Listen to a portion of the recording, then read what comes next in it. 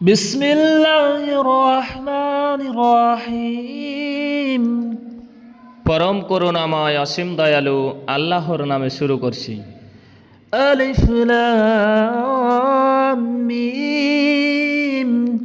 আল্লাহু লা ইলাহা ইল্লা হুয়াল হাইয়ুল কাইয়্যুম।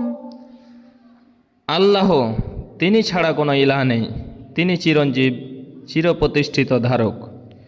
نزل عليك الكتاب بالحق مصدقا لما بين يديه وأنزل التوراة والإنجيل।